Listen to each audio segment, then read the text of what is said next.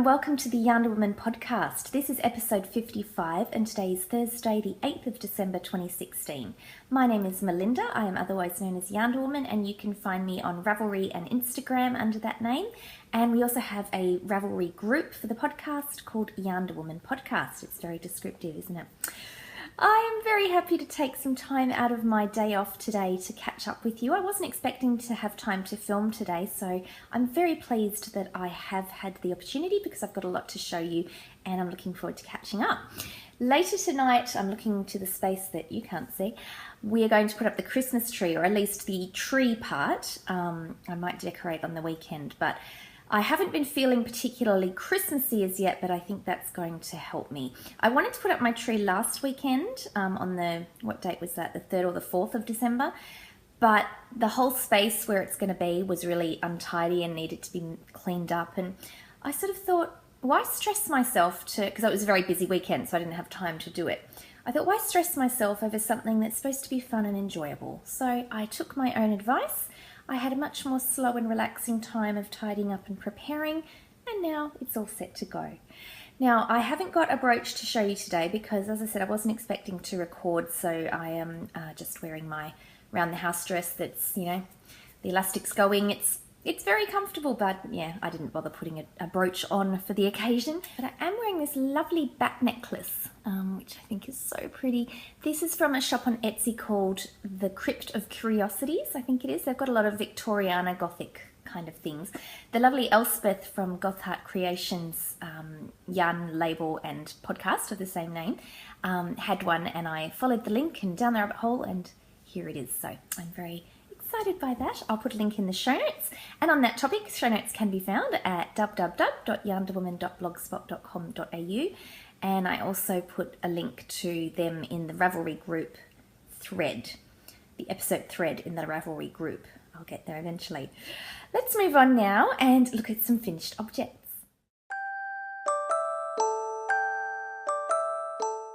So about a month ago now, I went over to Canberra, which is the capital city of Australia on the east coast. I'm on the west coast. My company has their head office over there, so I went to, had a week over there, and that was really relaxing because I got to spend time knitting on the plane, lots of knitting during, I was going there for a conference. So, you know, as well as taking notes and participating, I just had my knitting on my lap the whole time. So I pretty much had 5 full days of knitting plus the evenings. It was great, and I got a lot done. So the first thing I did was a knit night shawl. Now, I haven't had one of these for a while. They were very much my staple, but I've got 2.5 at the moment, so I'm back. So this is this one. This is this one. That was great. Great description. This one's pretty big. I'll show you all the way across. There we go. This is made with Knit Picks Felici, the self-striping, and I don't even have the tag, so it's not the Wizard colorway because that's got green in it. It's not Duchess because that's just purple, and I'm sorry I've forgotten, but those details will be in the show notes, and I always link to my Ravelry project pages as well. But you can see here, so that's you start at the base here and then increase out. It is a paid pattern. It's a lovely, lovely pattern. I highly recommend it. So it's got the fuchsia, the light purple, the aqua, dark blue, and then a dark grapey purple here. So that's the 6 colors. You can see here where the stripes sort of change. That was where I joined a second ball, and of course the color, I just started whatever color it was up to, so it was sort of out of sequence. So it does look quite obvious, but it doesn't matter, I don't think, because of the design of the shawl, the way the stripes change as it goes along anyway. And it worked out quite nicely when it got up to here. It ended up doing sort of 2 garter rows of each color, which looked really nice. So this is going to be for a relative. I'm not going to say who in case they watch, but this is going to be a lovely gift, I think, because I've not knitted for them before. So I think they'll be very chuffed. And it's lovely and soft, as Felici is, and I really like how the picots are all different colours depending on what colour was there. So that's the first knit night, and the second knit night is here. So this one's a bit smaller. This is also for a relative. Again, I won't say who, but I will say they live in different places, and one who's getting the larger one lives in a much colder climate, so hence the different sizes. This one is knit with my sock blank that I dyed. You may remember from a few episodes back, I did some dyeing with my niece and nephew, and we each did a sock blank. This was the one that I did. So I love how it turned out. I especially love this big chunky red part at the top here. Love it, love it, love it. And I just so happy with the sock blanks. I'm so enjoying knitting with them. And especially when they're all just blotchy dye everywhere sort of style, the way they present and turn out when you knit them up is so fun. So I did this one when I was in Canberra as well, and it was very lucky because I tend to, as I think we all do, overestimate how much knitting we're going to get done. And even though I was expecting to be able to knit in the conference, I didn't realise quite how much I was going to get finished. And it was just by pure chance, as I was leaving for the airport, getting the taxi, I thought, oh, I'll just grab that sock blank and take it just in case, probably won't need it. But I did need it, so thank goodness, because can you imagine being left with no knitting? It would be horrifying. So yes, that was that one. And as I said, I had 2.5. It's more like 2 7/8, but I'll show you that next one in works in progress, because I do have some more finished objects for you. This one's finished and blocked, but I haven't cut the ends off, I've just realised, so don't mind those. This is knit with Madeline Tosh, Tosh Merino Light, so it's the, I've gone blank, what do you call it? Singles yarn. Dear, my brain has really had a holiday. The singles yarn in a fingering weight, and the colourway is Victorian Gothic. Speaking of Victorian Gothic things, so perfect. Now, this was going to be a Sunwalker shawl by Melanie Berg. It was part of the Big Bad Berg knit along that Michelle from Actually Knitting conceived, and then lots of other podcasts were joining in for this knit along. The lovely Julia, 9crafty11, good friend of the show, gave me this pattern a while ago, so I thought perfect opportunity. And I started knitting it, and it was going really well. But the reason I finished it early, because if you're familiar with the Sunwalker, it has this part here, and then as you go, it then has a massive lace part at the bottom, so it's quite a really big shawl. And the thing is, I was really enjoying it. It was nice, but I was starting to get a little bit panicky because I had Christmas knitting to do. And I didn't want to put the Sunwalker aside because I just thought I would possibly not get back to it for quite some time, and I didn't want to add to my already quite large WIP pile. So I decided to call it. I was nearly at the end of the first skein. I think the pattern called for 2 or 2.5 skeins. So this is nearly a full skein. And what I did, I just decided to put some eyelets along the end there. So the pattern is all in moss stitch, but I just knew that wasn't going to work for me. So with inspiration from Boston Jen of Downseller Studio, she said she was doing garter stitch, and then Julia, who gave me the pattern, was also knitting this, and she did the same, but with a few stripes of the moss stitch. So I copied sort of both their ideas, and then it was Julia's who had the idea of doing a stripe. So you can see here, it's blowing it out a bit, but the difference in there you go, that's quite easy to see along there. So I did 3 repeats in the end with the moss stitch, and then the rest in garter stitch. And I think it's going to be really lovely to wear when it's cool again, because I've got the air conditioning on today because it's quite warm. So it's just going to be, you know, just a nice sort of bandana style.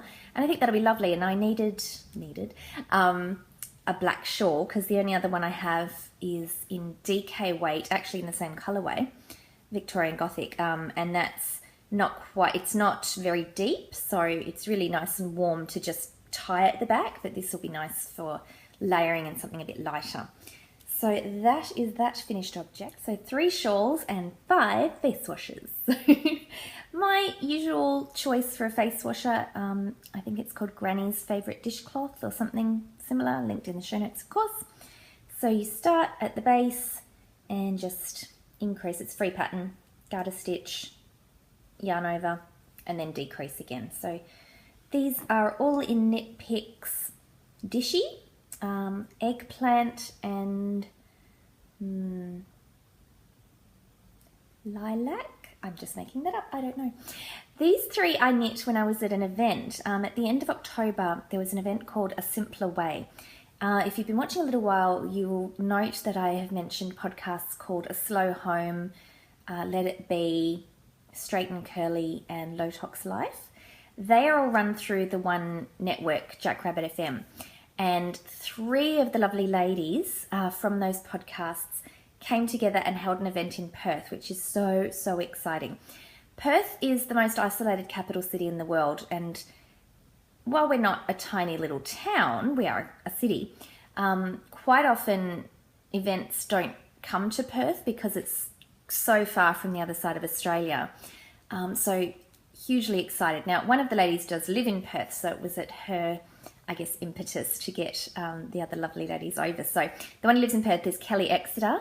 Then we also had Brooke McAllery and Alex Stewart. So they each had a presentation about various aspects of slow living or low tox living.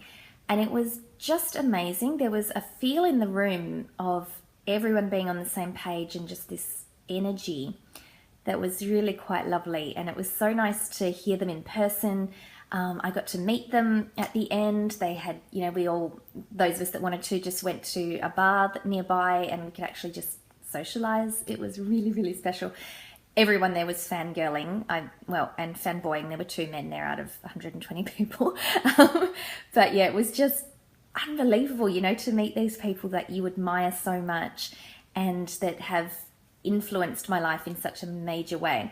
So I actually had something that was also a finished object, but they have now gone to them. I knit some face washes for them, but I used the Second Time Cotton, which is a brand that uses upcycled cotton remnants from the garment industry. And I really would like to get some more of that yarn because that's something that really speaks to me, especially now as I've become a lot more mindful about where I source things from in my home and what I'm using. Of course, I've got such a large stash as it is. I will use what I have first before going for that. But yeah, so that was very, very special. Here's a little collage I was knitting all during. So you'll see my needles up in the photo here.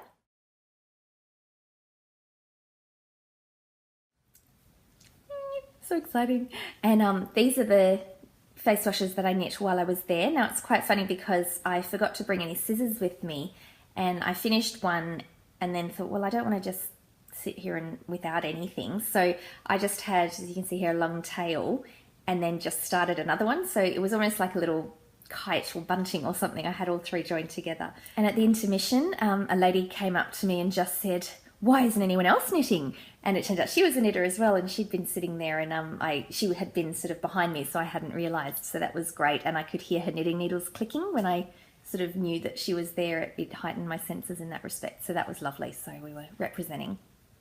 And my final finished object is something I hadn't been planning on making, but I just decided to do, and it didn't take me too long. So it is another Kit Kat hat, and this is in some very, very, very deep stash yarn.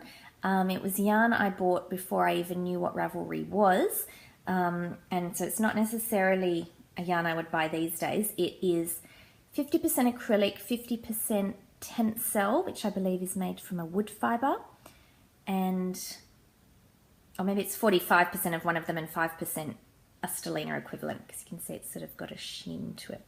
So this is going to go to the Women's March on Washington. I'm not sure if I'm going, there we go, there's the ears, because the Kit Kat hat pattern actually has you do some stitches here that make the ears stand up a bit better, but I think this still works fine. So the Women's March on Washington, which I'm sure viewers in the US know a lot more about than I do, but there's a movement on Instagram that I've seen called #PussyHat.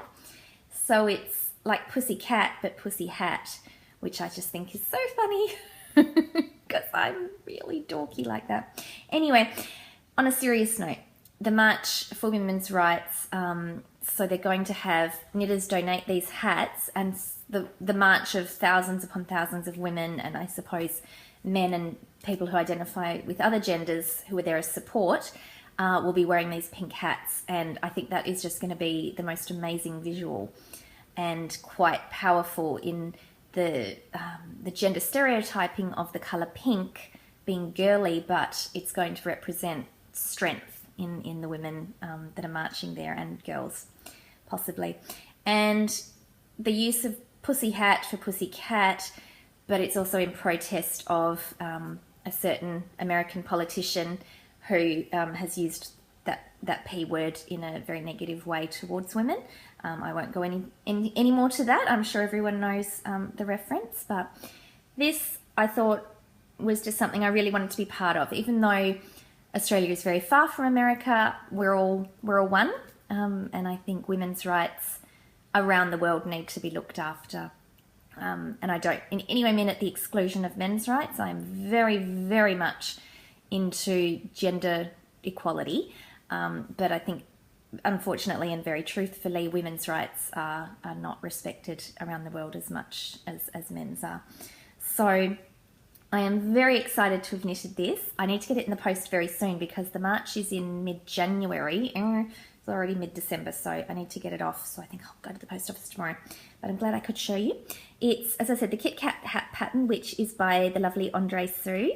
And it's very simple pattern. It's cast on in the round, 3 needle bind off, free pattern again, not giving anything away, and it's very easy. And it only took me probably a day and a half total, so it's definitely a pattern I want to make more of. I think it'd be a really fun one to donate to the Children's Burns Unit hospital in South Africa that Sally Jane and Rachel from the Pink Hair Girl Knits podcast collect for. So I think this pattern is going to be in my future very soon once I get through the works in progress that I'm going to show you now.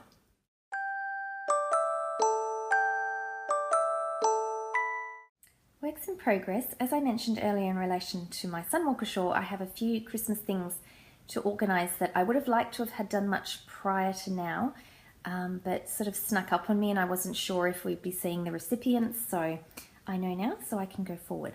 So this is the unstuffed body of a Seamus the Owl, which is a free pattern, and it's very simple, and this will be the owl's tummy. So you do moss stitch there and then just stocking it, so it's all in the round. So you stuff him, put his face on, you can do little wings, and he'll be done. So it'll probably be a she because this is going to a girl, and I think she'll call it a she. Regardless, it can be Seamusa. I don't know what the female version of Seamus is. Not Seamusa, I'm pretty sure. Moving on, knit picks. Swish worsted in the marble heather colourway. So that's going there. For the brother of the recipient of that one, I'm going to be knitting Beans the Cat, which is a pattern by the same person.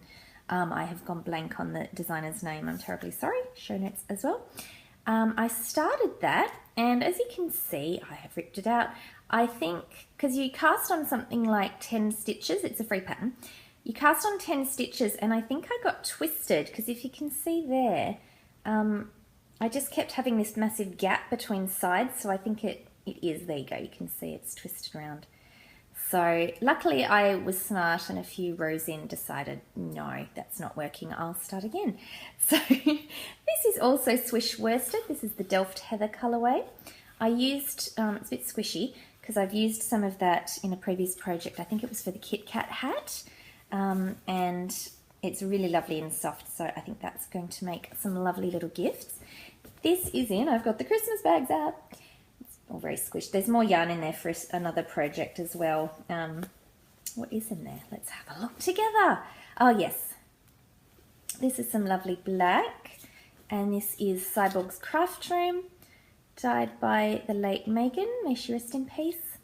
This is the Black Hole colourway. This is going to pair with the grey again, and I'm going to be knitting a bat, which is going to be very fun. That's another Christmas gift, so got to get a wriggle on. This is a bag by the lovely Suburban Stitcher, Diane, and I love the fabric because it's just my colours, you know, red, black and grey, and it's like a chalkboard, blackboard design of the holly. Got your lovely candy cane stripes, so that's very fun. And here is the additional knit night. So this is another one made of sock blanks. This is using the tail ends of the sock blanks that my niece and nephew dyed. In the last episode, I was saying I didn't know what I was going to do with them, and then I decided to knit another knit night. I think the main impetus was I was going to a movie. I went to see the filmed version of the stage production of King Lear that was being filmed in the National Theatre over in England. And it was wonderful. It was so nice to see a production of King Lear, even if it wasn't live. Earlier in the year, I listened to the Chop Bard podcast where he covered King Lear and did all the analysis. So it was fabulous to see the realisation of it. And it's also inspired me to go back and re-listen to the book Station 11. I did mention that a while ago. I think I probably read it about a year or so ago. And I have that on audiobook from Audible. And that book references a lot of Shakespeare, a lot of orchestra-related things. It's a post-apocalyptic story, but it sort of goes back and forth between modern times before the plague or pandemic, and then the post time. And there's a character in it who is acting in King Lear, and it's very interesting now that I have much more of an understanding of that play to get the references they're making to it.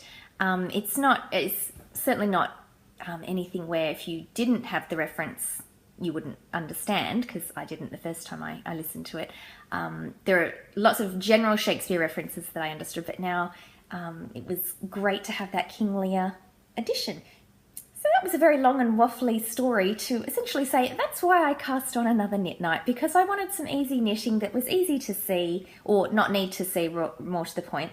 But having said that, I had a couple of dropped stitches, and what I'm showing you here is I just used the end of some yarn to just essentially tie up the hole, and have sewn them in a little bit. There's another one down there.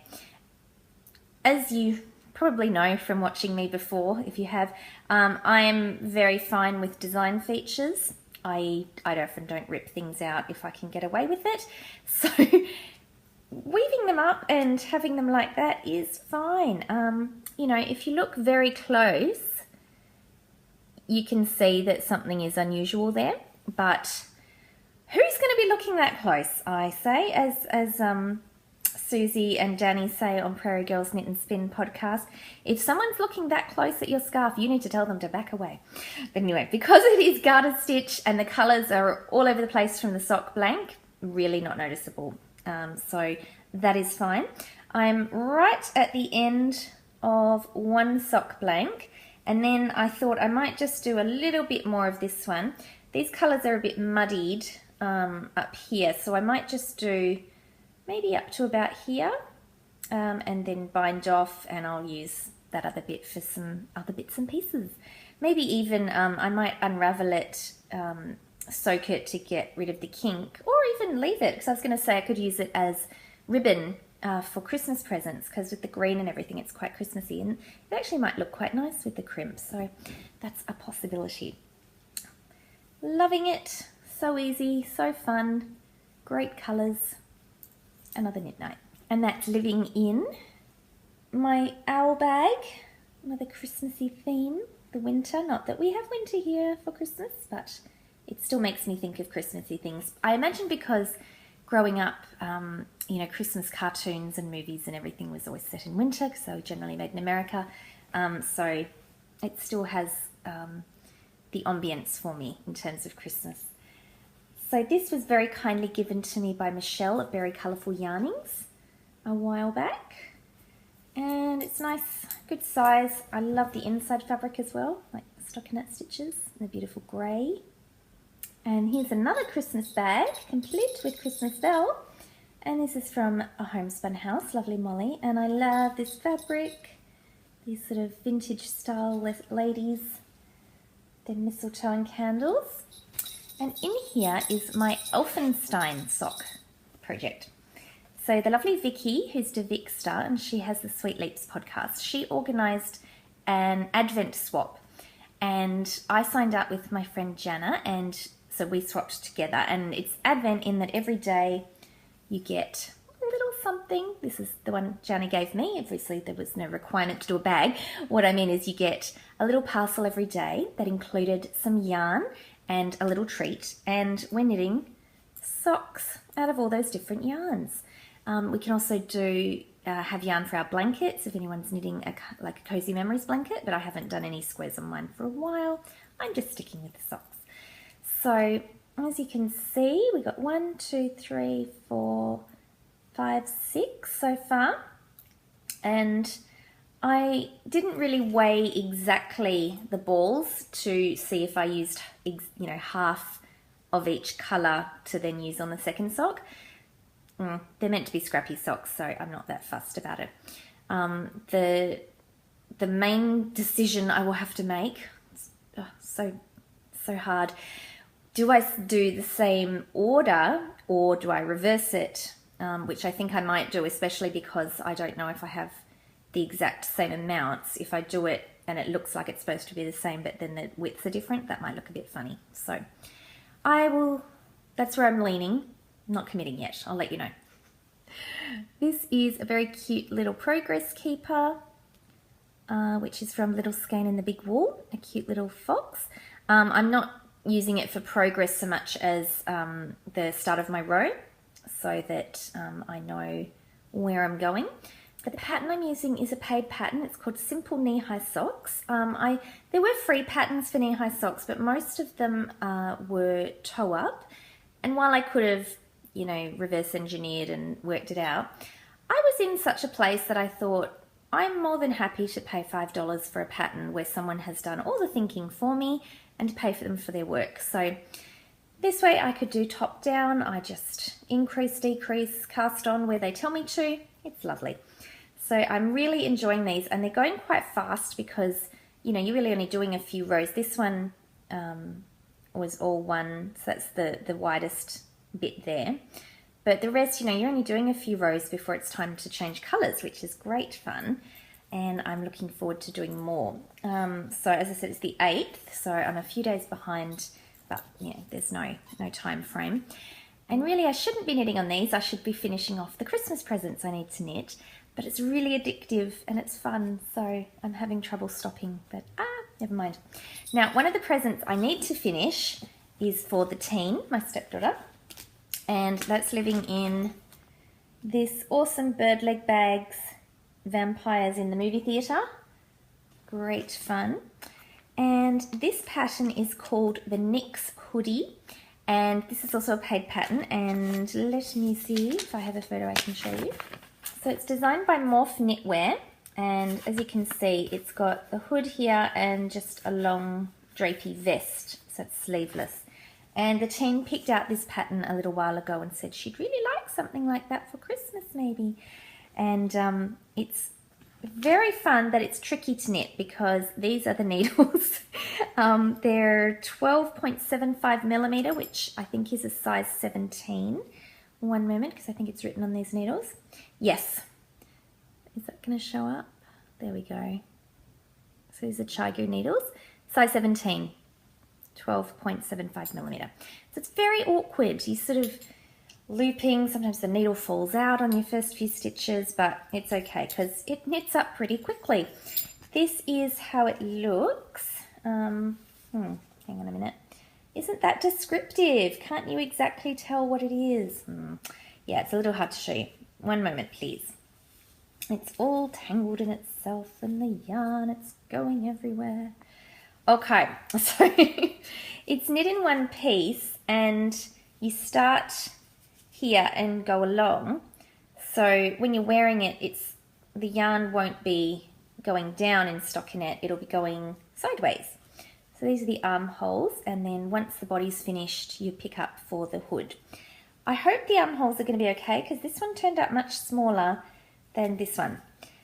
So my thought is if it is too small, I might just snip a couple of the strands and pull out or something. I don't know. That sounds a bit scary, to be honest. I will just have to see how I go because the teen has quite slender arms. And I did get it to try it on when it was about up to here, just to sort of get a gist of her back width. I got her to shut her eyes and turn away from me so she didn't see anything, but that's looking awesome. I'm very happy with that. The yarn I'm using is Knit Picks Comfy Worsted in black. That is 75% Pima cotton and 25% acrylic. I thought because we are in summer, I know she will want to wear it regardless of how hot it is.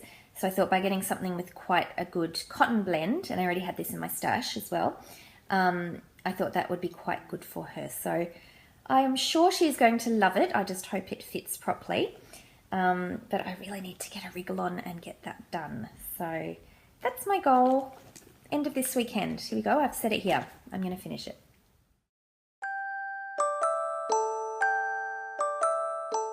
So as I mentioned earlier, I went to Canberra a month ago and I had a lot of knitting time, and I also had some other yarny themes as well because I got to meet up with some of the great friends that I've met through knitting. So as I am modelling here, I got this lovely, lovely crocheted hand-done present from the lovely Deanne, who is Addie Day Designs.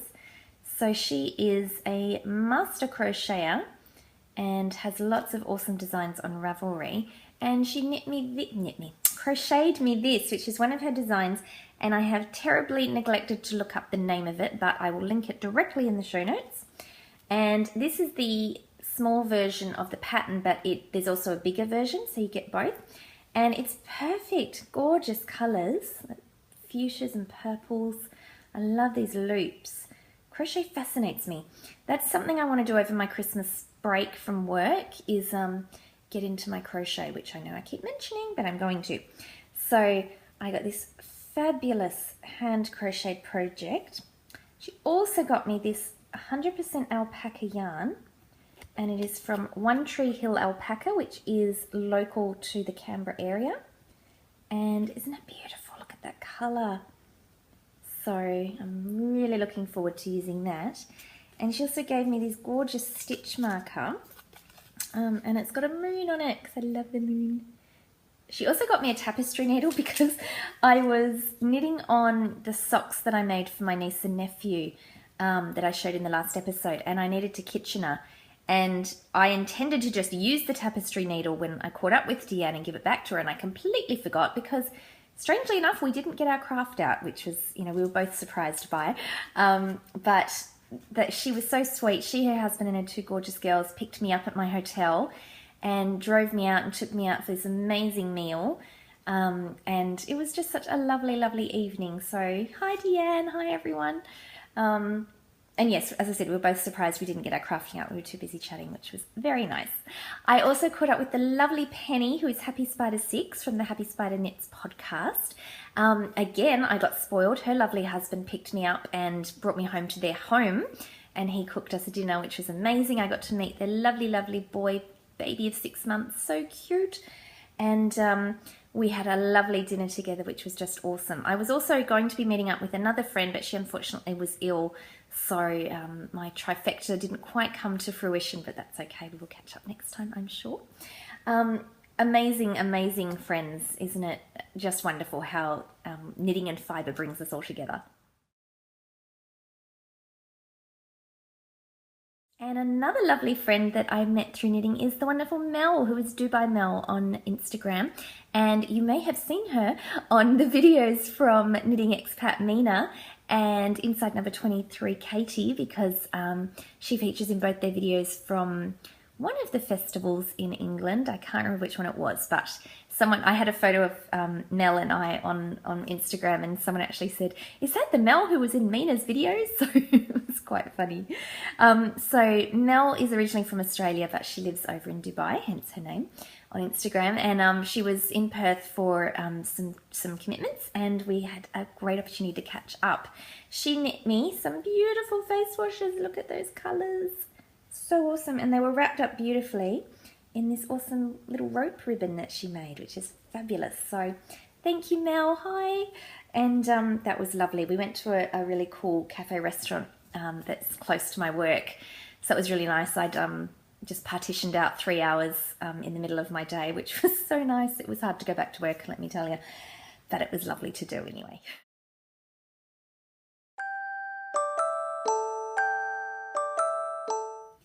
Okay, with that, I think I need to sign off. I am determined to cook dinner tonight, a proper dinner.